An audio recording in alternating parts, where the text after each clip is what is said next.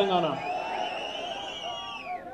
గౌరవనీయులు పెద్దలు ఈరోజు ఈ కార్యక్రమంలో మనందరినీ కూడా మోటివేట్ చేస్తూ ఉత్తేజితులు చేస్తూ ప్రసంగించిన గౌరవ తెలంగాణ రాష్ట్ర సమితి సెక్రటరీ జనరల్ గారు, రాజ్యసభలో మన పార్టీ ఫ్లోర్ లీడర్, అదేవిధంగా పార్లమెంటరీ పార్టీకి గౌరవ అధ్యక్షులు పెద్దలు కె కేశవరావు గారు, గౌరవ సభాధ్యక్షులు సోదరులు యువ నాయకుడు మన రాష్ట్ర యువజన విభాగం అధ్యక్షుడు షంబిపూర్ రాజు గారు, గౌరవనీయులు పెద్దలు రాష్ట్ర హోంశాఖ మంత్రివర్యులు మొహమ్మద్ మెహమూద్ అలీ గారు, గౌరవనీయులు పెద్దలు మంత్రివర్యులు తలసాని శ్రీనివాస్ యాదవ్ గారు, గౌరవ ఈ జిల్లా నుంచి ప్రాతినిధ్యం వహిస్తూ రాష్ట్ర మంత్రిగా మొన్ననే మొట్టమొదటిసారి పదవీ బాధ్యతలు చేపట్టిన చామకూర మల్లారెడ్డి గారు.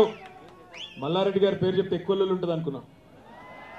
చామకూర మల్లారెడ్డి గారు గౌరవనీయులు ఈ నియోజకవర్గానికి మరి ఇన్ఛార్జ్గా పార్లమెంట్ నియోజకవర్గానికి పార్టీ తరఫున వ్యవహరిస్తున్న రాష్ట్ర ప్రధాన కార్యదర్శి గౌరవ శాసన మండలి సభ్యులు బోడకుంట వెంకటేశ్వర్లు గారు, గౌరవనీయులు శాసన మండలిలో ప్రభుత్వ విప్ పల్లా రాజేశ్వరరెడ్డి గారు, అదే రకంగా గౌరవనీయులు స్థానిక శాసనసభ్యులు యువ నాయకులు ఉత్సాహవంతులు కేపీ వివేకానంద్ గారు, మొన్ననే చంద్రబాబు నాయుడు గారు కాలికి బల్పం కట్టుకొని తిరిగిన కూకటిపల్లిలో మీ అందరి మద్దతుతో డంకా బజాయించి గెలిచిన మాధవరం కృష్ణారావు గారు, గౌరవనీయులు ఉప్పల్లో బ్రహ్మాండమైన విజయాన్ని అందుకున్న గౌరవ పెద్దలు శాసనసభ్యులు బేతి సుభాష్ రెడ్డి గారు, గౌరవనీయులు రాష్ట్ర ప్రధాన కార్యదర్శి తాజా మాజీ శాసనసభ్యులు అన్న మల్పెద్ది సుధీర్ రెడ్డి గారు, గౌరవనీయులు శాసన మండలి సభ్యులు కాటేపల్లి జనార్దన్ రెడ్డి గారు, గౌరవనీయులు ఎంబీసీ కార్పొరేషన్ అధ్యక్షులు తాడూరి శ్రీనివాస్ గారు, గౌరవ రాష్ట్ర ప్రధాన కార్యదర్శి సికింద్రాబాద్ నియోజకవర్గానికి బాధ్యులుగా ఉన్న పెద్దలు బండి రమేష్ గారు, అన్న మన్నించాల శాసన మండలి సభ్యులు సీనియర్ నాయకులు పెద్దలు గౌరవనీయులు కర్నే ప్రభాకర్ గారు, అన్న 12 తారీఖు నాడు కాబోయే శాసన మండలి సభ్యులు అన్న ఎగ్గే మల్లేశం గారు, నందారెడ్డి గారు, బండారి లక్ష్మారెడ్డి గారు, అదే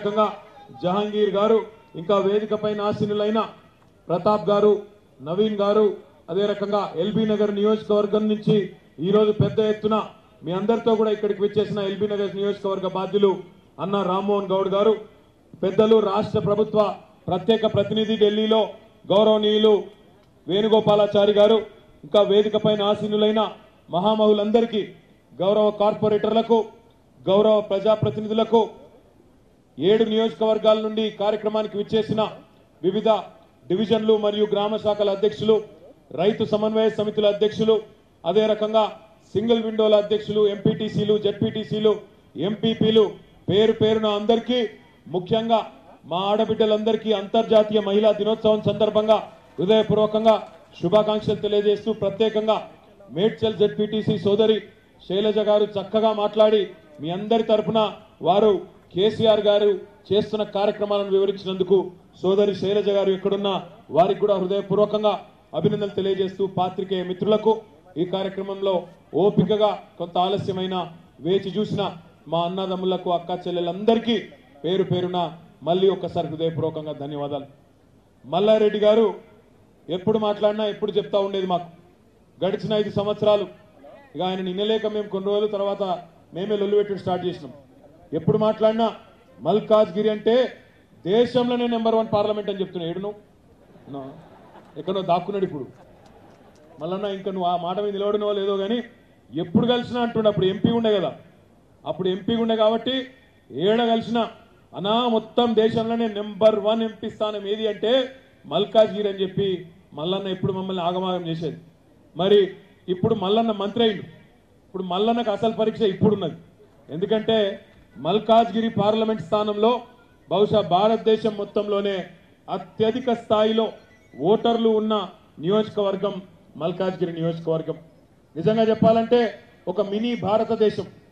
ఈ నియోజకవర్గంలో 20 లక్షల మంది ఓటర్లుంటే అందులో అన్ని కులాలు, అన్ని మతాలు, అన్ని రాష్ట్రాలు, అన్ని ప్రాంతాల నుంచి ఉండే ప్రజలు ఇక్కడికి వచ్చి స్థిర నివాసం ఏర్పాటు చేసుకున్న నియోజకవర్గం మల్కాజ్గిరి నియోజకవర్గం.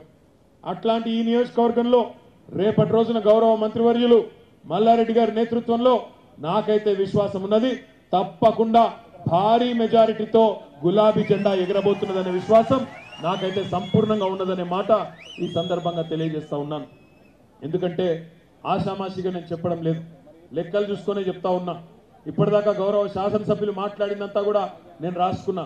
వాళ్ళు చెప్పిండ్రు ఇంత మెజారిటీ ఇస్తాం అంత మెజారిటీ ఇస్తాం అన్నారు.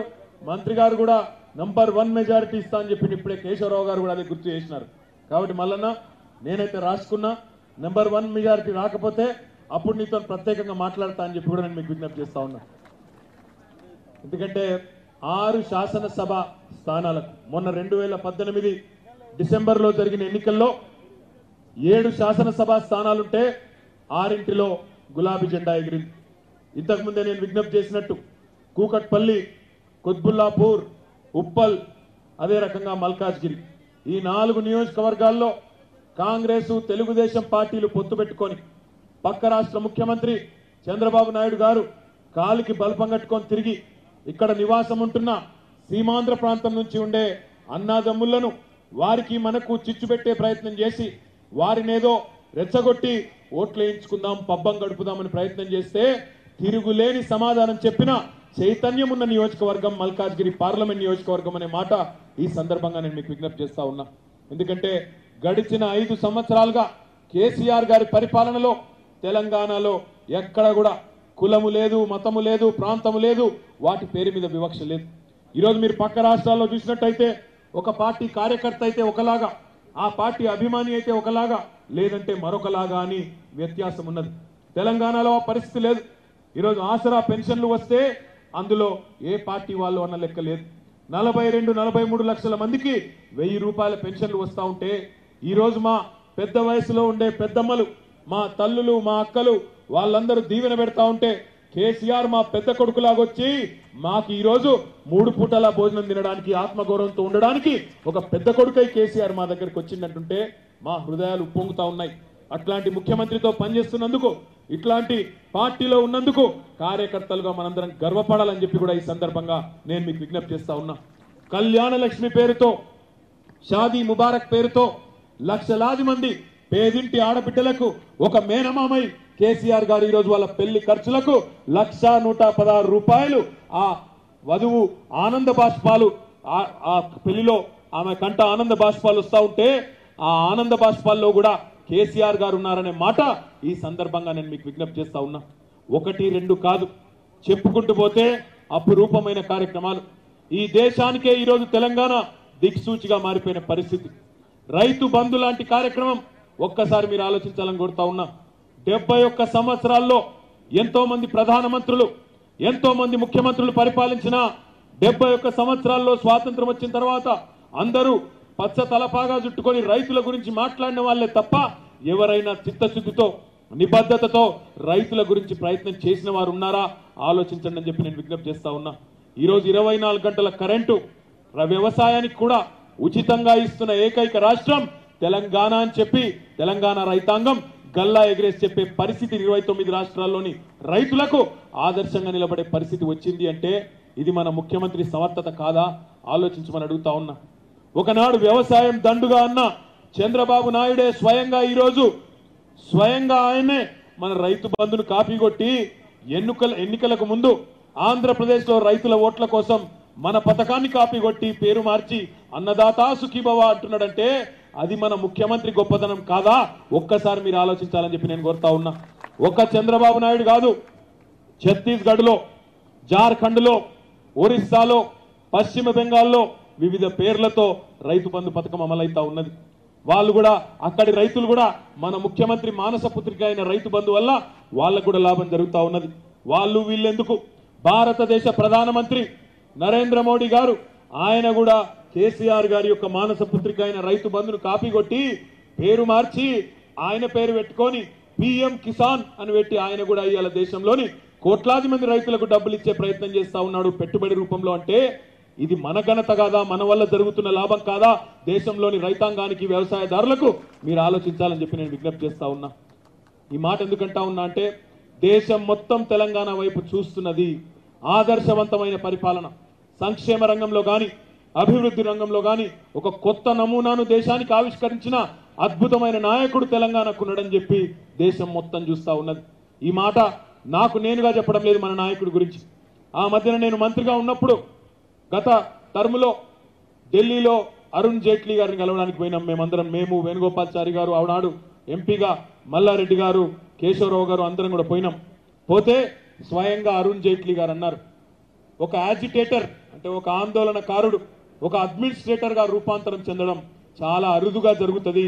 కానీ మీ తెలంగాణ అదృష్టవంతమైన రాష్ట్రం, ఒక అద్భుతమైన యాజిటేటర్ ఈరోజు అంతకంటే అద్భుతమైన పరిపాలన దక్షుడుగా అడ్మినిస్ట్రేటర్ గా కేసీఆర్ గారి రూపంలో మీకు దొరికినాడు అని చెప్తా ఉంటే మా గుండెలు ఉప్పొంగిపోయినాయి. సంతోషంతో ఇట్లాంటి ముఖ్యమంత్రి మాకున్నాడని చెప్పి ఈరోజు తెలంగాణ ప్రజలు గర్వపడే విధంగా మన పరిపాలన కొనసాగుతున్నదని చెప్పి నేను మీకు విజ్ఞప్తి చేస్తా ఉన్నా. మల్కాజ్గిరి పార్లమెంట్ విషయానికి వస్తే ఇక్కడ చిరకాలంగా సుదీర్ఘకాలంగా అపరిష్కృతంగా ఉన్న శివారు మున్సిపాలిటీల్లోని మంచినీటి సమస్యను పరిష్కారం చేసుకున్నాం. ఎప్పుడు కలిసినా వివేక్ గారు, షంబీపూర్ రాజు గారు చెప్పేది నిజాంపేటలో కానీ బాజ్పల్లిలో కానీ 14 రోజులకోసారి మంచినీళ్ళు వస్తా ఉన్నాయన్నా అనేది. కానీ ఈ రోజు తప్పించి రోజు నీళ్ళు వస్తా ఉన్నాయి. భవిష్యత్తులో తప్పకుండా నాకు విశ్వాసం ఉన్నది, కేసీఆర్ గారి నాయకత్వంలో మా ఆడబిడ్డలకు ఎట్లాంటి కష్టం లేకుండా ఇంటింటికి ప్రతిరోజు తాగునీరు ఇచ్చే పరిస్థితి హైదరాబాద్ లో తప్పకుండా వస్తుంది తొందరలోనే అనే మాట కూడా నేను మీకు విజ్ఞప్తి చేస్తా ఉన్నాను. అదే రకంగా ఎన్నెన్నో కార్యక్రమాలు ఈరోజు ఎల్బీ నగర్కి పోతే, ఉప్పల్కి పోతే, కూకట్పల్లికి పోతే, కుత్బుల్లాపూర్కి పోతే ఎన్నెన్నో కొత్త ఫ్లైఓవర్లు, అండర్ పాస్లు ఇవన్నీ నిర్మాణం జరుగుతూ ఉన్నాయి. శాంతి భద్రతలకు ఎలాంటి డోకా లేకుండా గౌరవ హోంమంత్రి గారి నేతృత్వంలో హైదరాబాద్ మొత్తం భారతదేశంలోనే అత్యంత సురక్షితమైన నగరంగా పేరు తెచ్చుకున్న పరిస్థితి. ఒకనాడు చిన్న సంఘటనకి కర్ఫ్యూలు విధించాల్సిన పరిస్థితి ఉంటే ఈ 5 సంవత్సరాల్లో ఒక్క రోజు కాదు, ఒక్క గడియ కాదు, ఒక్క గంట కాదు, ఒక్క నిమిషం కాదు, ఒక్క సెకండ్ కూడా కర్ఫ్యూ పెట్టే అవసరం లేకుండా ప్రజలంతా, హిందువులైనా, ముస్లింలైనా, సిక్కులైనా, క్రిస్టియన్లైనా, ఎవరైనా శాంతి భద్రతతో సామరస్యంగా ఈరోజు మన గంగా జమున తహజీబ్ అని ఎప్పుడు గౌరవ ముఖ్యమంత్రి గారు ఏదైతే చెప్తారో దానికి అనుగుణంగా కలిసిమెలిసి ముందుకు పోతున్న పరిస్థితి మన కళ్ళ ముందే కనబడతా ఉన్నది. మరి ఇట్లాంటి పరిస్థితుల్లో మొన్న జరిగిన ఎన్నికల్లో గౌరవ ముఖ్యమంత్రి గారి పరిపాలనను ప్రజలు మెచ్చి తెలంగాణ ప్రజలు దాదాపు 50% ఓట్లేసి 75% సీట్లను కట్టబెట్టి మీరైతేనే బంగారు తెలంగాణ నిర్మాణం చేయగలుగుతారని చెప్పి డిసెంబర్లో జరిగిన ఎన్నికల్లో అఖండమైన మెజారిటీనిచ్చి గెలిపియడం జరిగింది. మళ్ళీ ఈరోజు పార్లమెంట్ ఎన్నికలు వచ్చినాయి. ఈ పార్లమెంట్ ఎన్నికలు వచ్చిన తర్వాత మొన్న ఓడిపోయి మీరు గుద్దిన గుద్దుడికి లేవలేని పరిస్థితుల్లో ఉండే 2 పార్టీలు కాంగ్రెస్, బీజేపీ పిచ్చి ప్రేలాపనలు వెళ్తా ఉన్నాయి. నిన్ననే భారతీయ జనతా పార్టీ నాయకుడు ఓడిపోయిన కిషన్ రెడ్డి గారు, ఓడిపోవడం తప్పేమి కాదు, కానీ ఓడిపోయిన తర్వాత గుణపాఠం నేర్చుకోకపోవడం మంచిది కాదు, ఆత్మవిమర్శ చేసుకోకపోవడం మంచిది కాదు. ఆయన నిన్న మళ్ళీ మాట్లాడుతున్నాడు, కేసీఆర్ గారికి ఏం సంబంధం ఈ పార్లమెంట్ ఎన్నికలతో అని మాట్లాడుతూ ఉన్నాడు. ఇంకా ఉత్తమ్ కుమార్ రెడ్డి గారు అంటారు, ఈ ఎన్నికలు రాహుల్ గాంధీకి మోడీకి మధ్యన జరుగుతున్న ఎన్నికలు తప్ప కేసీఆర్కి ఏం సంబంధం అని మాట్లాడుతున్నాడు. ఒక్కసారి మీరు ఆలోచించాలని చెప్పి నేను కోరుతా ఉన్నా, మిమ్మల్ని ఆలోచించమని అభ్యర్థిస్తా ఉన్నా. ఈ దేశానికి అంత కర్మ పట్టలేదని నేను అంటా ఉన్నా. అయితే రాహుల్ గాంధీనో లేదా మోడీనో ఎంచుకోవాల్సిన కర్మ ఈ దేశానికి ఎందుకు? అంతకంటే గొప్ప నాయకులు లేరా ఈ దేశంలో? అయితే ఆయన లేకపోతే ఈయననా? అయితే బోఫోర్సు లేకపోతే రఫాయల్ అయినా వేరే లేవా? చాలా మంది అద్భుతమైన నాయకులు, అద్భుతమైన ప్రాంతీయ పార్టీలు, ప్రజల ఆకాంక్షకు దగ్గరగా ఉండి పనిచేసే పార్టీలు లేవా? ఒక్క మాట మీరు ఆలోచన చేయండి. ఎందుకు ఉండాలి టీఆర్ఎస్ పార్టీకి 16 ఎంపీలు? ఎందుకు మన మిత్రుడు అసదుద్దీన్ ఓవైసీ హైదరాబాద్ లో గెలవాలి? మొత్తం తెలంగాణ ఎందుకు మనం క్లీన్ స్వీప్ చేయాలి? 3 కారణాలు నేను చెప్తా, కాదని బీజేపీ వాళ్ళనో కాంగ్రెస్ వాళ్ళనో చెప్పమనండి. మనం ఈ దేశ రాజకీయ వ్యవస్థను చూస్తా ఉన్నాం. ఈ దేశంలో ముఖ్యంగా కేంద్రంలో ఢిల్లీలో ఒక నానుడి ఉన్నది. ఆ నానుడి సరిగ్గా అతికినట్టు సరిపోతుంది వారికి. బడితే ఉన్నోడిదే బర్రె, బడితే ఉన్నోడిదే బర్రె. ఈరోజు మీరు గమనించండి, మమతా బెనర్జీ గారు కేంద్ర రైల్వే శాఖ మంత్రిగా ఉంటే ఎక్కడికి పోతుంది రైలు? బెంగాల్కి పోతుంది, ఉరుక్కుంటూ పోతుంది, బెంగాల్కు తప్ప ఇంకొక అడిగి పోదు. లాలూ ప్రసాద్ యాదవ్ గారు కేంద్ర రైల్వే మంత్రిగా ఉంటే ఎక్కడికి పోతుంది రైలు? బీహార్లోని ఆయన అత్తగారు ఊరికి కూడా పోయింది రైలు, అవసరం లేకపోయినా అక్కడ దాకా పోయింది. ఈరోజు నరేంద్ర మోడీ గారు ప్రధానమంత్రిగా ఉంటే దేశంలో మొట్టమొదటిసారి బుల్లెట్ రైలు ప్రవేశపెట్టాల్సి వస్తే ఎక్కడికి పోయింది బుల్లెట్ రైలు? ఢిల్లీ నుంచి గుజరాత్ మీదుగా బొంబాయి పోతుంది తప్ప హైదరాబాద్కు రాదు, మద్రాసుకు పోదు, బెంగళూరుకు పోదు, విజయవాడకు పోదు. ఎందుకు పోదంటే వాళ్ళకి ఇక్కడ ఓట్లు లేవు, సీట్లు లేవు కాబట్టి. అందుకే మనం ఆలోచించవలసిన అవసరం ఉన్నది. మొన్న 2014లో జరిగిన ఎన్నికల్లో ఆనాడు నరేంద్ర మోడీ గారి మీద కొన్ని భ్రమలుండేవి దేశంలో. ఆనాడు దేశ ప్రజల్లో చాలా మంది యువకులు అనుకున్నారు, నరేంద్ర మోడీ గారు ప్రధానమంత్రి అయితే దేశంలో ఏదో మారుతుంది, మంచి జరుగుతుంది అనే ఉద్దేశంతో 283 సీట్లు నరేంద్ర మోడీ గారి భారతీయ జనతా పార్టీకి కట్టబెట్టి అఖండమైన మెజారిటీతో ఆయనను ప్రధానమంత్రిని చేయడం జరిగింది. కానీ 5 ఏళ్లలో ఏం చేసిండయ్యా నరేంద్ర మోడీ గారు, మన భారత ప్రధానమంత్రి గారు అని ఆలోచిస్తే చేసింది చెప్పుకోవడానికి పెద్దగా ఏమీ లేదు. ఈరోజు అంతర్జాతీయ మహిళా దినోత్సవం, మా అక్క చెల్లెలు కూడా పెద్ద ఎత్తున ఉన్నారు కాబట్టి ఒకటి మాత్రం చేసిండు ఆయన, మీ పోపు డబ్బాల్లో ఎలిపెట్టి ఆ నోట్లన్నీ ఎత్తుకపోయిండు. నోట్ల రద్దుతోని మీరు భర్తలకు తెలియకుండా దాచిపెట్టుకున్న పైసలు మాత్రం ఎత్తుకపోయిండు తప్ప చేసింది ఏమీ లేదు. మంచి నినాదాలు, మంచి డైలాగులు, మంచి స్పీచ్లు అవన్నీ ఉంటాయి నరేంద్ర మోడీ గారి దగ్గర నుంచి, పని మాత్రమే ఉండదు. అందుకే ఈరోజు దేశంలో ఏ సర్వే చూసినా, ఏ ప్రైవేటు మీడియా సంస్థ సర్వే చేసినా, ఏ ప్రముఖ ఈ సర్వేలు చేసే సంస్థలు సర్వే చేసినా చాలా స్పష్టంగా ఒకటి కనబడతా ఉన్నది. భారతీయ జనతా పార్టీ సారథ్యంలోని ఎన్డీఏ కూటమికి 150 కానీ 160 కానీ మించి సీట్లు వచ్చే పరిస్థితి లేదు. రాహుల్ గాంధీ గారి సారథ్యంలోని యూపీఏ కూటమికి 100-110 సీట్లు అది దాటే పరిస్థితి కూడా లేదు. అంటే ఈ ఇద్దరు కలిసినా కూడా 273 వచ్చే పరిస్థితి మాత్రం ఈరోజు ఈ దేశంలో లేదు. అందుకే ఎక్కడెక్కడైతే ప్రాంతీయ పార్టీలు బలంగా ఉన్నాయో అక్కడ ప్రాంతీయ పార్టీలకే ప్రజలు జైకొడతా ఉన్నారు, ఆ ప్రాంతీయ పార్టీలను గుండెలకు హత్తుకుంటా ఉన్నారు. మీరు గమనించినట్టయితే తెలంగాణలో ఖచ్చితంగా అన్ని సర్వేలు చెప్తా ఉన్నాయి, 16 స్థానాల్లో టీఆర్ఎస్, ఇంకొక స్థానంలో మన మిత్రుడు అసదుద్దీన్ ఓవైసీ గారు గెలవబోతున్నారని చెప్పి నిన్ననే రిపబ్లిక్ అనే టీవీ కూడా సర్వే చేసి మరీ చెప్పడం జరిగింది. ఆంధ్రప్రదేశ్లో కాంగ్రెస్ లేదు, బీజేపీ లేదు, అక్కడ మళ్ళీ అక్కడ పరిస్థితి మళ్ళీ ఒక్కసారి మాట్లాడుకుందాం, ఇప్పుడు వద్దు. కానీ అక్కడ కూడా ప్రాంతీయ పార్టీలు గెలవబోతా ఉన్నాయి. తమిళనాడులో కాంగ్రెస్ లేదు, బీజేపీ లేదు. ఉత్తరప్రదేశ్లో మొన్ననే అఖిలేష్ గారికి మాయావతికి పొత్తు కుదిరిన తర్వాత అక్కడ కూడా కాంగ్రెస్, బీజేపీ ఎటు కాకుండా పోయే పరిస్థితి కనబడతా ఉన్నది. ఈ లెక్కన చూసుకుంటూ పోతే ఎక్కడెక్కడైతే ప్రాంతీయ పార్టీలు బలంగా ఉన్నాయో అక్కడ ఈ జాతీయ పార్టీలుగా చెప్పుకునే ఈ 2 పార్టీలకు కూడా పెద్దగా అవకాశం కనబడడం లేదు. అందుకే ఆలోచించవలసిన అవసరం ఉన్నది. 16 పార్లమెంట్ స్థానాలను తెలంగాణ ప్రజలు కేసీఆర్ గారి చేతికి అప్పచెప్తే మీరు ఒక విషయం గుర్తు చేసుకోవాలి, 2009లో ఇద్దరు ఎంపీలతో తెలంగాణ తెచ్చిన కేసీఆర్ గారికి 16 మంది ఎంపీలను అప్పచెప్తే ఢిల్లీ మెడలు వంచుడు కష్టమా ఒక్కసారి ఆలోచించమని చెప్పి నేను కోరుతా ఉన్నా. ఎందుకు మెడలు వంచాలి? ఢిల్లీది రైలు మార్గం కావాలంటే వంచాలి. అదే రకంగా మన రాష్ట్రంలో జరుగుతున్న కార్యక్రమాలు, మిషన్ కాకతీయ పేరుతో జరుగుతున్న కార్యక్రమం, రాష్ట్రంలోని 45,000 చెరువులను బాగు చేసుకునే కార్యక్రమం, మిషన్ భగీరథ పేరుతో ఇంటింటికి తాగునీరిచ్చే కార్యక్రమం, ఈ 2 కార్యక్రమాలకు సంబంధించి గత ప్రభుత్వంలో మంత్రిగా నేను కూడా ఆనాడు మిషన్ భగీరథ వివరించేదానికి ఢిల్లీకి చాలాసార్లు పోయినాను. ఢిల్లీ నుంచి పెద్దలు వచ్చినప్పుడు, నీతి ఆయోగ్ సభ్యులు వచ్చినప్పుడు వారి ముందు ప్రజెంటేషన్ ఇచ్చినాం, చెప్పినాం, చెరువుల కాడికి కూడా తీసుకొని పోయినాం. అందరూ ఆహా ఓహో అన్నారు. ఆహా ఎంత మంచి పథకం, ఓహో ఎంత మంచి పథకం, మీ ముఖ్యమంత్రి ఎంత గొప్పోడు అని ప్రశంసలు అయితే ఇచ్చినారు, పైసలు మాత్రం ఇయ్యరు.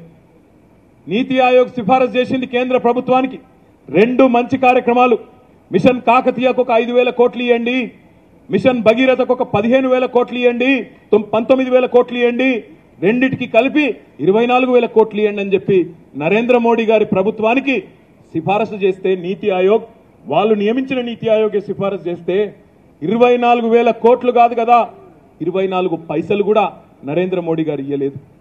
మరి అందుకే ఆలోచన చేయాలి. రేపు నిజంగానే ఢిల్లీలో 16 మంది పార్లమెంట్ సభ్యులతో మనం నిర్ణయాత్మకమైన పాత్రలో ఉంటే రేపు రావా 24,000 కోట్లు లేదా 48,000 కోట్లు తన్నుకుంటూ రావా? కాళేశ్వరం ప్రాజెక్టు కట్టుకుంటా ఉన్నాం మనం. ఎండిపోయిన తెలంగాణ బీడు భూములకు సాగునీరిచ్చే పాలమూరు ఎత్తిపోతల పథకాన్ని కట్టుకుంటా ఉన్నాం.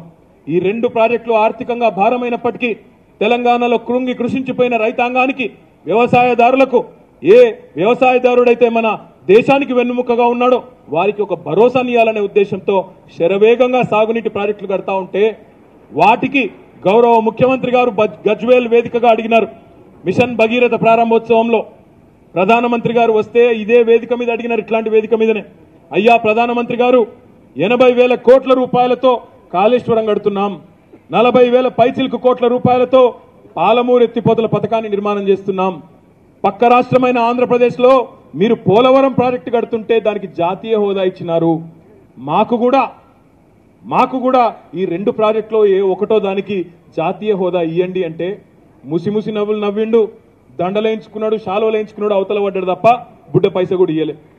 ఆలోచించవలసిన అవసరం ఉన్నది. రేపటి రోజున 16 మంది పార్లమెంట్ సభ్యులు మనకు ఢిల్లీలో ఉంటే తన్నుకుంటూ రాదా జాతీయ హోదా మన ప్రాజెక్టులకు, మన సాగునీటి ప్రాజెక్టులకు? మీరు ఆలోచించవలసిన అవసరం ఉన్నది. అంతెందుకు, నాకు బాగా గుర్తున్నది, ఆనాడు ఎంపీగా, మల్కాజ్గిరి ఎంపీగా గౌరవ మల్లారెడ్డి గారు, ఈనాటి మంత్రి గారు ఒకసారి కాదు ఎన్నిసార్లు రక్షణ మంత్రి దగ్గరికి పోయిండో నాకు బాగా గుర్తున్నది. మా కంటోన్మెంట్ ప్రజలు, మల్కాజ్గిరి ప్రజలు మీరు ఇష్టం వచ్చినప్పుడు మీరు రోడ్లు మూసేస్తుంటే డిఫెన్స్ వాళ్ళు వాటిని తెరిపించేందుకే మాకు ఆగమాగం చేసిన ప్రభుత్వం ఈరోజు ఢిల్లీలో ఉన్నది. అట్లాంటి ఢిల్లీలో రేపటి రోజున కేవలం ఇక్కడ జెండా ఎగిరేయడం కాదు, గులాబీ జెండా, అక్కడ ఎర్రకోట మీద ఎవరు జెండా ఎగిరేయాలో నిర్ణయించే పరిస్థితి టీఆర్ఎస్ కుంటే అప్పుడు దిగిరారా వీళ్ళందరూ? మనకు ఫ్లైఓవర్లు కట్టతందుకు, షామీర్పేట నుంచి తూముకుంట దాకా ఫ్లైఓవర్ కట్టతందుకు, ఆడ ప్యాట్నీకెళ్ళి కొంపల్లి దాకా ఫ్లైఓవర్ కడదామంటే మధ్యలో మిలిటరీలు జాగలియరు. ఆ జాగలు మనై నిజానికి రాష్ట్ర ప్రభుత్వానికి. ఇలా వాళ్ళ నీళ్ళు కూడా ఏంది, వాళ్ళ దాదాగిరి ఏంది, ఏం లేదు. ఢిల్లీలో ఉన్నాం, మమ్మల్ని ఎవరేం చేయలేరని. రేపు నిజంగానే వాళ్ళ జుట్టు మనకు దొరికిందనుకో, కేసీఆర్ లాంటి వ్యక్తికి దొరికిందనుకో, కేసీఆర్ లాంటి నాయకుడికి దొరికిందనుకో, ఇడిచిపెడతాడా? దెబ్బకు రాదా ఫ్లైఓవర్? దెబ్బకు దిగిరారు. అందుకే చెప్తున్నా, ఎందుకుండాలి ఢిల్లీ జుట్టు మన చేతుల్లో అంటే, పెద్దలు జయశంకర్ సార్ ఎప్పుడు చెప్పేది, ప్రొఫెసర్ జయశంకర్ గారు మనందరి పెద్ద దిక్కు, తెలంగాణ ఉద్యమానికి ఒక స్ఫూర్తి. ఆయన ఎప్పుడు ఒకటే మాట అనేది, యాచించి కాదు శాసించి తెచ్చుకోవాలి, అడుక్కుడు కాదు దబాయించి అధికారంతో బ్రహ్మాండంగా మన ప్రజలనే ఒక శక్తిగా మలిచి ఆ శక్తి నుంచే సాధించుకోవాలని చెప్పేది, యుక్తితో సాధించుకోవాలని చెప్పేది. ఈరోజు మేము కూడా మీ అందరికీ విజ్ఞప్తి చేసేది అదే. ఈ 16 పార్లమెంట్ సభ్యులను మనం గెలిపించుకున్నట్టయితే రేపటి రోజున ఢిల్లీలో కేంద్ర ప్రభుత్వంలో ఒక నిర్ణయాత్మకమైన పాత్రలో, నిర్ణయాలు తీసుకునే పాత్రలో అపురూపంగా పనిచేసుకునే అవకాశం, తెలంగాణ ప్రజల కోసం అదనపు ప్రాజెక్టులు తెచ్చుకునే అవకాశం మనకు ఉంటుంది. మన ఎంఎంటీఎస్ ఉన్నది ఇక్కడనే. మనం రేపటి రోజున ఉప్పల్ మీదుగా రాయగిరి దాకా తీసుకొని పోతా ఉన్నాం. మరి రేపటి రోజున ఎంఎంటీఎస్ శరవేగంగా జరగాలంటే, మరిన్ని మార్గాలకు రావాలంటే, కొంపల్లి దాకా అవసరమైతే మెట్రోని తీసుకొని రావాలంటే కేంద్ర ప్రభుత్వం నుంచి మనం డబ్బులు తెచ్చుకుంటే అది పెద్ద పని కాదు అనే మాట కూడా నేను మీకు విజ్ఞప్తి చేస్తా ఉన్నా. ఇవన్నీ కావాలంటే ఢిల్లీలో పేగులు దిగేదాకా కొట్లాటోళ్ళు ఉండాలి. ఉంటారా? కాంగ్రెస్ వాళ్ళకు, బీజేపీ వాళ్ళకి ఆ దమ్ముందా? కాంగ్రెస్ వాళ్ళు పాపం వాళ్ళ పరిస్థితి చాలా ఘోరం. వాళ్ళు టికెట్ కావాలంటే ఏడుకోవాలి, బీఫామ్ కావాలంటే ఏడుకోవాలి, బాత్రూమ్ కావాలంటే ఎవరిని అడగాలి? గదే అలా బతుకు. ఢిల్లీకి గులాములు కావాలనా, తెలంగాణ గులాబీలు కావాలనా ఆలోచించుకోవాల్సిన సమయం తెలంగాణ ప్రజలకు ఆసన్నమైందని చెప్పి నేను మీకు విజ్ఞప్తి చేస్తా ఉన్నా. తెలంగాణ ప్రజల ప్రయోజనాల కోసం రాజీ లేకుండా పేగులు దిగేదాకా కొట్లాడే సత్తా ఉన్న నాయకుడు కేసీఆర్ గారు, మన కోసం కొట్లాడే నాయకుడు కేసీఆర్ గారు. అట్లాంటి కేసీఆర్ గారిని మరింత మజబూత్ చేసి, మరింత బలోపేతం చేసి మీరు కొట్లాడండి, కేంద్రంతో మనకు రావాల్సినవి కూడా సాధించండి అని చెప్పి ఆయనకు ఉత్సాహాన్ని ఇచ్చి, మరి కొత్త ఉత్సాహంతో మనం ముందుకు పోయినట్టయితే అపురూపమైన విజయాన్ని సాధించుకునే ఒక బంగారు అవకాశం మన కళ్ళ ముంగట్నే ఉన్నది. రేపటి రోజున మీరు గమనించినట్టయితే దేశవ్యాప్తంగా ఇటు కాంగ్రెస్, అటు బీజేపీ, ఈ 2 పార్టీలు కూడా ఈ దేశాన్ని నాశనం చేసినాయనే భావనతో ఈ 2 పార్టీల పొడగిట్టని ప్రాంతీయ పార్టీలు చాలా ఉన్నాయి. అట్లా ఒక 70-80 మంది ఎంపీలు, దగ్గర అవసరమైతే 100 మంది దాకా మనకు కలిసి వచ్చే అవకాశం కూడా ఉన్నది. ఆ 100 మంది ఫెడరల్ ఫ్రంట్ రూపంలో మనకు కలిసి వస్తే రేపటి రోజున ఖచ్చితంగా ఎర్రకోట మీద ఎవరు జెండా ఎగిరాయాలనో తెలంగాణ ప్రజలు నిర్ణయించే పరిస్థితి వస్తుంది అనే మాట ఈ సందర్భంగా నేను మీకు విజ్ఞప్తి చేస్తా ఉన్నా. అందుకే ఈ చిల్లరమల్లర మాటలు మాట్లాడే బీజేపీ నాయకులు కానీ, కాంగ్రెస్ నాయకులు కానీ ఇలా కేసీఆర్ పాత్ర ఏమున్నది, పార్లమెంటు కేసీఆర్కి ఏం సంబంధం, ఎందుకు సంబంధం లేదు, బరాబర్ సంబంధం ఉన్నది. రేపు 16 మంది పార్లమెంట్ సభ్యులను గెలిపించుకుంటే ఎవరు ఢిల్లీలో ఉండాలనో మనమే నిర్ణయించే పరిస్థితి వస్తుంది. కిషన్ రెడ్డి గారు ఇంకో మాట అన్నారు, ఈరోజు మీ ప్రధానమంత్రి అభ్యర్థి ఎవరన్నారు? ఎవరన్నా అనుకున్నారా 2012లో నరేంద్ర మోడీ ప్రధానమంత్రి అవుతారని? రేపు ఎలక్షన్ అయిపోయినాక చూడు ఎవరైతారో ప్రధానమంత్రి, ఏమైతారో అప్పుడు ప్రజలు నిర్ణయిస్తారు తప్ప ఇప్పటి నుంచి ఎందుకు తొందర? నేను అనేదల్లా ఒకటే, మనకేం తొందర లేదు, మనకు అభ్యర్థులతో నిమిత్తం లేదు. రేపు మల్కాజ్గిరి పార్లమెంటులో ఎవరిని కేసీఆర్ గారు పంపించినా మనం ఆలోచించవలసింది ఒకటే, మీరు వేసే ప్రతి ఓటు కేసీఆర్ గారికి ఓటేస్తున్నారు అనుకోవాలి తప్ప ఇక్కడ నిల్చున్న అభ్యర్థితో మన నాయకుడు మనవాడు ఎవరో గట్టివాడే ఉంటాడు. కానీ మనం ఆలోచించవలసింది 16కి 16 స్థానాల్లో కేసీఆర్ గారిలోనే ఆ అభ్యర్థిలోనే కేసీఆర్ గారిని చూడాలి. ఆ అభ్యర్థికి ఓటేస్తే కేసీఆర్ గారి సైనికుడికి ఓటేసి కేసీఆర్ సైన్యంలో పంపుతున్నా అనుకోవాలి తప్ప ఇంకో రకంగా అనుకోవడానికి ఆస్కారం లేదు. కాబట్టి మీ అందరితో నేను విజ్ఞప్తి చేస్తా ఉన్నా. ముఖ్యంగా మల్లారెడ్డి గారు మొన్న మేడ్చల్లో ఎలక్షన్ అయిపోయినాక వచ్చిండు, అన్నా నాకు 87,000 వచ్చింది అన్నాడు. మళ్ళా నేను నీకు యాద్ చేస్తున్న మొత్తం ఓట్లు నీ దగ్గర 4 లక్షల పైన ఉన్నాయి. 87,000 సరిపోవు, మరి ఇంకెక్కువ రావాలి. నా విజ్ఞప్తి ఏంటంటే మీతో 87,000 కాదు, అట్లే మనకు ఒక ఎల్బీ నగర్ పోయింది, 6 గెలిచినాం, ఒక ఎల్బీ నగర్ పోయింది. మనం ఆలోచించవలసిన అవసరం ఉన్నది, ఆత్మవిమర్శ చేసుకోవాల్సిన అవసరం ఉన్నది. 6 నియోజకవర్గాల్లో 1 లక్ష ఎందుకు తీర్పు వచ్చింది, ఒక ఎల్బీ నగర్లో ఎందుకు తీర్పు మారింది? పథకాలు అంతటా అమలవుతున్నాయి, ముఖ్యమంత్రి గారు కేసీఆర్ అంతటా, మరి ఎక్కడ ఎందుకు ఫలితం వేరే రకంగా వచ్చింది అనే ఆత్మవిమర్శ మన నాయకుల్లో ఉండాలి. నాకున్న అవగాహన మేరకు ఎల్బీ నగర్లో మొన్న కొంత మన నాయకుల్లోనే ఐకమత్యం లేకపోవడం, సమన్వయం లేకపోవడం, కొన్ని రకాలుగా ఒకరినొకరు అక్కడిదక్కడనే మరి నిందించుకోవడం, ఒకరినొకరు ఇబ్బంది పెట్టుకునే ప్రయత్నాలు కూడా జరిగినాయి. ఇక అంతకంటే వివరంగా నేను చెప్తే బాగుండదు. నేను ఎవరిని ఉద్దేశించి అంటున్నానో వారికి తెలుసు, నాకు తెలుసు. ఇక బహిరంగ వేదిక మీద మాట్లాడితే బాగుండదు. కాబట్టి దయచేసి నేను విజ్ఞప్తి చేస్తా ఉన్నా, మనం అయినప్పటికీ మొన్న ఎల్బీ నగర్లో కొంత అట్లాంటి సమన్వయ లోపం ఉన్నప్పటికీ రాష్ట్రంలో దాదాపు 90 సీట్లు గెలిచినాం, అధికారంలోకి వచ్చినాం. ఈసారైనా మళ్ళా మీకు మోకా ఉన్నది. ఎల్బీ నగర్లో ఈసారి మళ్ళీ టీఆర్ఎస్ పార్టీ మెజారిటీ సాధించే దిశగా దయచేసి స్థానిక కార్పొరేటర్లు, ఇన్ఛార్జ్ గారు మీరు బాధ్యత తీసుకోవాలని చెప్పి కూడా నేను విజ్ఞప్తి చేస్తా ఉన్నా. ఇంకొక మాట కూడా నేను మీకు విజ్ఞప్తి చేస్తా ఉన్నా, మనం చాలా సందర్భాల్లో మన నాయకులు నేల విడిచి సాము చేస్తూ ఉంటారు. అంటే నేను పెద్ద నాయకుడిని, నేను రాష్ట్ర నాయకుడిని, నేను జిల్లా నాయకుడిని, నేను మండల నాయకుడిని, నేను బూత్ కార్డు ఉంటానా, నేను ఎందుకుంటా అంటారు. దయచేసి నేను కోరుతా ఉన్నా, పెద్దలు చెప్పినారు ఇంట గెలిచి రచ్చ గెలవాలి. ముందు మన బూత్లో 70-75% మెజారిటీ తీసుకొని రావాలి, మన ఊళ్ళో తీసుకురావాలి, మన డివిజన్లో తీసుకొని రావాలి. అటెన్క నువ్వు బాగా తిరగొచ్చు, బాగా చెప్పొచ్చు, బాగా ఉపన్యాసాలు ఇవ్వచ్చు, కానీ కింద మన ఇల్లే సక్కగా లేదనుకో, మన వార్డే సక్కగా లేదనుకో, ఈ తర్వాత ఎవల మొక్కలు చూస్తాం మనం. కాబట్టి దయచేసి ఎంత పెద్ద నాయకులైనా, కార్పొరేటర్లైనా, బోర్డు మెంబర్లైనా, సర్పంచ్లైనా, ఎంపీటీసీలైనా, జెడ్పీటీసీలైనా, ఎంపీపీలైనా ముందు మీ పోలింగ్ బూత్లో 70-75% ఓట్లు సాధించే దిశగా ఒక టార్గెట్ నిర్దేశించడం జరుగుతూ ఉన్నది. పార్టీ పరంగానే మీకు టార్గెట్లు ఇవ్వబోతా ఉన్నాం. మరి పార్టీ పరంగా మీకు టార్గెట్లు ఇచ్చినవి ఏవైతే ఉన్నాయో డివిజన్ల వారీగా, బూత్ల వారీగా వాటిని సాధించే దిశగా ఇప్పటి నుంచే సమాయత్తమై తప్పకుండా ముందుకు పోవాలని నేను విజ్ఞప్తి చేస్తా ఉన్నా. రెండవ మాట కూడా మీ చెవిలో వేయాలి. చాలాసార్లు ప్రచారం చేసేటప్పుడు ముఖ్యంగా ఎమ్మెల్యే అభ్యర్థులు డోర్ టు డోర్ తిరుగుతూ ఉంటారు, ఇంటింటికి ప్రచారం చేస్తూ ఉంటాం. ఆ క్రమంలో చాలాసార్లు, ఎందుకంటే ఎమ్మెల్యే అభ్యర్థికి ఏ ఇంట్లో ఉన్నోళ్ళు ఎవరో తెలియదు, ఏ ఇంట్లో ఉన్నోళ్ళు ఎవరు కోటేస్తారో తెలియదు. కానీ మన స్థానిక నాయకులకు తెలుస్తుంది, వార్డులలో ఉండే నాయకులు, గ్రామాల్లో ఉండే నాయకులు, వాళ్ళకి క్షుణ్ణంగా అవగాహన ఉంటుంది. వాళ్ళు ఏం చేస్తారు, చాలాసార్లు మనం దండం పెట్టుకుంటూ పోతుంటే అన్న ఈ ఇంటికాడికి వద్దంటారు. ఎందుకే అంటే వీళ్ళు మనోళ్ళు కాదన్న అంటారు. ఇవాళ తెలంగాణలో మనోళ్ళు కాదు, మందోళ్ళు కాదు, అందరూ మనోళ్ళే. కాంగ్రెస్ వాళ్ళు, బీజేపీ వాళ్ళు, వాళ్ళ కార్యకర్తలు, వాళ్ళ ఇంట్లో ఉన్న వాళ్ళు కూడా అందరూ కేసీఆర్ కోటేయడానికి రెడీగా ఉన్నారు. మనం అడుగుడే ఆలస్యం. మనం అడుగుతే మనం వారిని విజ్ఞప్తి చేస్తే రాష్ట్రంలో ఉన్న ప్రతి ఒక్కరు మనకు ఓట్లు వేసేందుకు సిద్ధంగా ఉన్నారు. మీరు బేసిదానికి పోకండి, వీళ్ళు మనోళ్ళు కాదని మనమే నూకేది దగ్గర తీసుకోవాలి. మనోళ్ళు ఎవరన్నా అలుగుతే కూడా బుదిరెక్కించుకోవాలి, సమన్వయ లోపం ఉంటే సర్దుకోవాలి, బూత్ల వారీగా టార్గెట్లు పెట్టుకోవాలి. ఒక పటిష్టమైన యంత్రాంగంతో యుద్ధం కొట్లాడినట్టు కొట్లాడితే తప్పకుండా అఖండమైన మెజారిటీ వస్తుంది. భారతీయ జనతా పార్టీ కానీ, కాంగ్రెస్ కానీ మాటలు మాట్లాడచ్చు, బయటికి ఏమన్నా చెప్పొచ్చు, కానీ లోపల వాస్తవాలు వాళ్ళకు కూడా తెలుసు. నిన్న బీజేపీ ఆయన అంటున్నాడు, కిషన్ రెడ్డి గారు మేము చాలా గెలుస్తామన్నాడు. ఇటువంటి మాటలు మస్తుగా చెప్పింది. ఎలక్షన్ ముందు, శాసనసభ ఎన్నికల ముందు కూడా చెప్పింది బీజేపీ వాళ్ళు, మేము బాగా గెలుస్తాం 70 అని. ఒక స్వామీజీ కూడా తిరిగిండు, ఆయన 70 గెలుస్తాం గ్యారెంటీ అన్నాడు. ఆ స్వామీజీ పేరు మర్చిపోయినా, పరిపూర్ణానంద స్వామి. 70 గెలుస్తాం పో అన్నాడు. నేనేమన్నా ఈయన మ్యాజిక్ చేస్తాడా ఏం పడని నేను అనుకున్నా. చూస్తే దెబ్బాలు తెరిస్తే 119 స్థానాల్లో 103 స్థానాల్లో డిపాజిట్ గల్లంతైంది బీజేపీ. నరకుడేమో అక్కడ దాకా అంటారు చూడు, మాటలేమో కోటలు దాటుతాయి, చేతలేమో గడప కూడా దాటదు. అట్లున్నది బీజేపీ వాళ్ళ కథ. మళ్ళా డైలాగులు కొడుతున్నారు, మేము ఇది చేస్తాం, అది చేస్తాం, పొడి చేస్తాం. బీజేపీకి ఏం లేదు, మన్ను కూడా లేదు, వాళ్ళతో ఏం కూడా కాదు.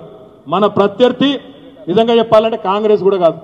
మన పోటీ ఎవరితోనంటే మల్కాజ్గిరి పోటీ చేవెళ్లతోని, చేవెళ్ల పోటీ సికింద్రాబాద్తోని, సికింద్రాబాద్ పోటీ మహబూబ్ నగర్ తోని.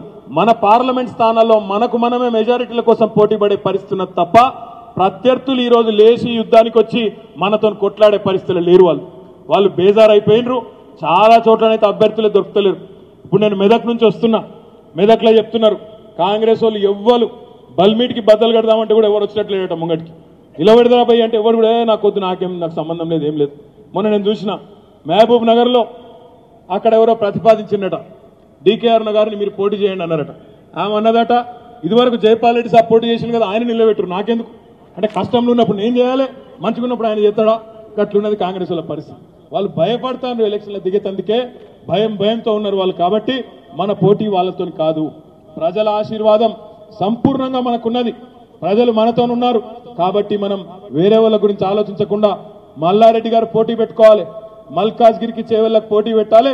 ఎవరు నెంబర్ 1 వస్తారో మనం కష్టపడి కొట్లాడినట్టయితే తప్పకుండా 16కి 16 స్థానాలు మనం, ఇంకొక స్థానంలో మన మిత్రుడు అసద్ గారు గెలిచి మనం అనుకున్న విధంగా రేపు ఢిల్లీలో ఒక నిర్ణయాత్మకమైన పాత్రలో ఉండే అవకాశం ఉంటుందనే మాటను మళ్ళొక్కసారి చెప్తూ, దయచేసి గౌరవ మంత్రి గారికి, గౌరవ శాసనసభ్యులకు, నియోజకవర్గాల ఇన్ఛార్జీలకు, ఈ కార్యక్రమానికి విచ్చేసిన అన్నదమ్ములకు, అక్క చెల్లెలందరికీ చివరగా మళ్ళీ నేను చేసే విజ్ఞప్తి, ఎన్నికను ప్రతిష్టాత్మకంగా తీసుకుందాం, బూత్ల వారీగా లక్ష్యాలు నిర్దేశించుకుందాం, సీరియస్ గా ప్రజల దగ్గరికి వెళ్లి అపీల్ చేద్దాం, గులాబీ జెండా ఎగిరేద్దామని మళ్ళొక్కసారి విజ్ఞప్తి చేస్తూ జై తెలంగాణ. గట్టిగా ఇంతేనా మీ మల్కాజ్గిరి దమ్ము? జై తెలంగాణ, జై తెలంగాణ. కేసీఆర్ గారి నాయకత్వం, కేసీఆర్ గారి నాయకత్వం.